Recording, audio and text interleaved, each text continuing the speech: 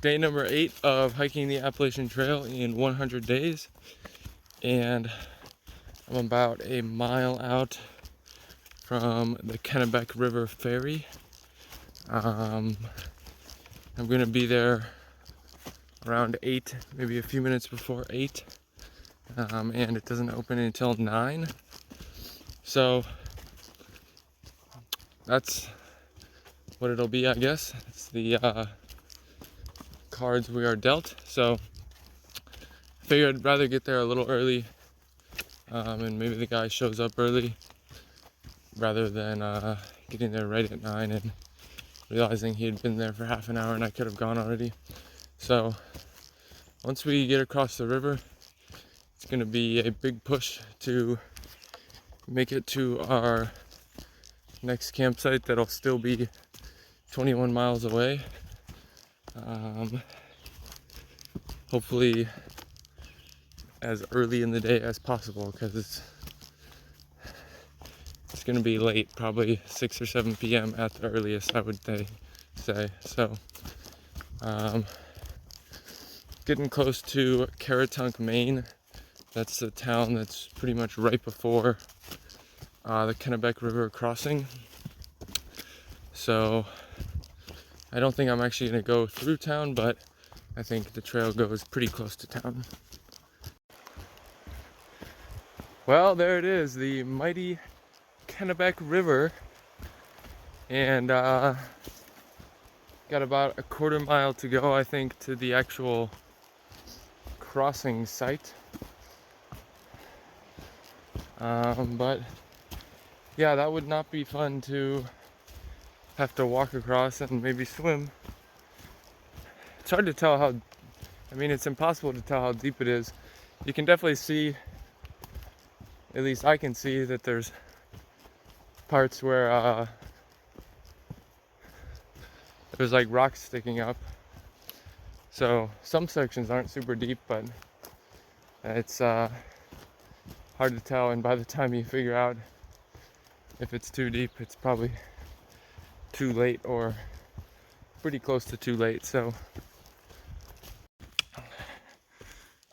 crossed the Kennebec River about 2 hours ago. Ferry guy was pretty nice. So I started back on the trail around 9:15, and just a little bit ago there's basically this hawk that lives along the AT about 4.5 miles south of the Kennebec River, and it essentially attacks people that come through. And there's a guy a few days ago that told me about it, and then a guy that was about to take the ferry, SOBO, was telling me about it. And man, that thing starts screeching, and it flew straight at my face like 3 times. And they tell you to put your trekking poles in the air and wave them around and clack them together. And man, if I wasn't doing that, I think it would have clawed my face, because it was coming straight for me. And the last time it got within like 5 feet, it like almost touched my trekking poles. So that was definitely an experience, and I'm glad I'm past that one for sure. But a little bit of a slight uphill for a little bit here, and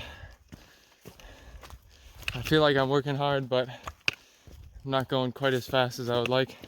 But if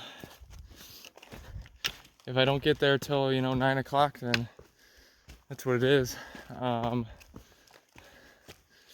It's really not the end of the world if that happens. I'll just have to stay up later and get a little bit of a later start tomorrow, and hopefully that doesn't create a cycle, but I don't think it will, because eventually I'll have a little bit of a shorter day. I'll be able to catch up. So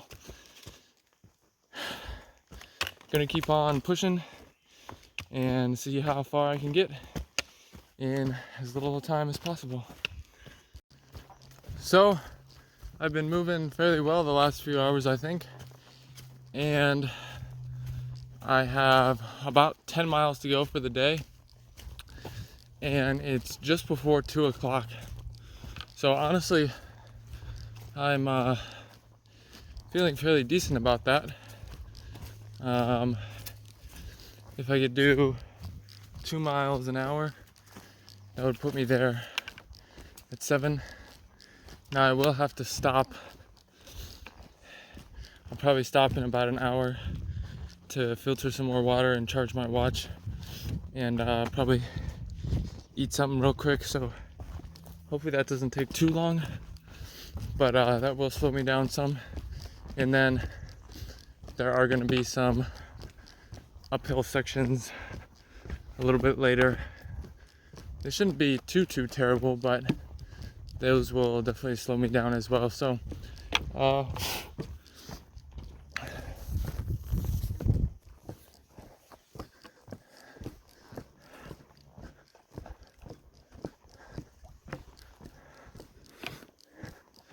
definitely on track to get there at a decent hour, and I think I'll be able to maintain that.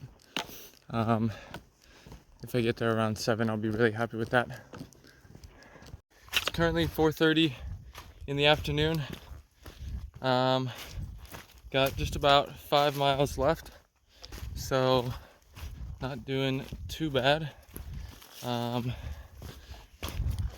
Definitely,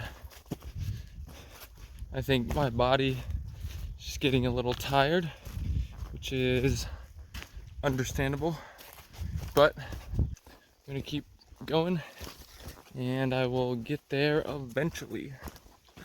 Made it to the shelter around 6:40, so I was definitely happy with my pace this afternoon and ability to keep that up, I guess. We made good time.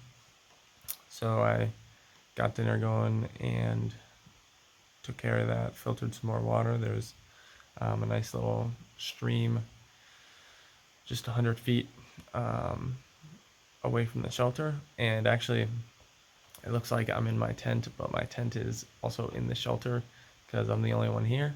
So there's no reason to set up the whole tent outside and mess with the rainfly and stakes, because that just takes more time, I guess. And in the shelter, you're definitely not going to get wet.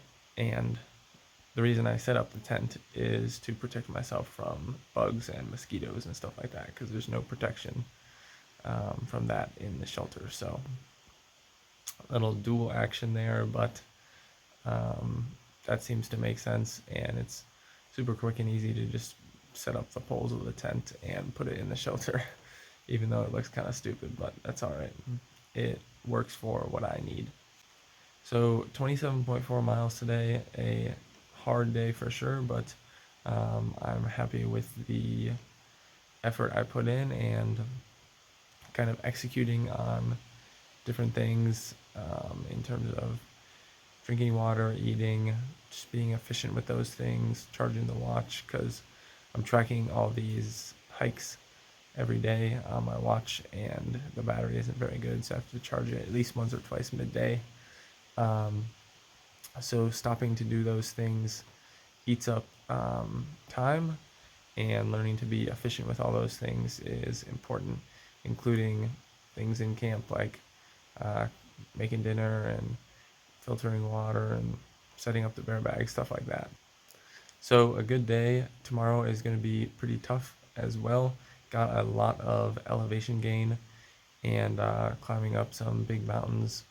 The first one is Little Bigelow Mountain, which we're already partially way up.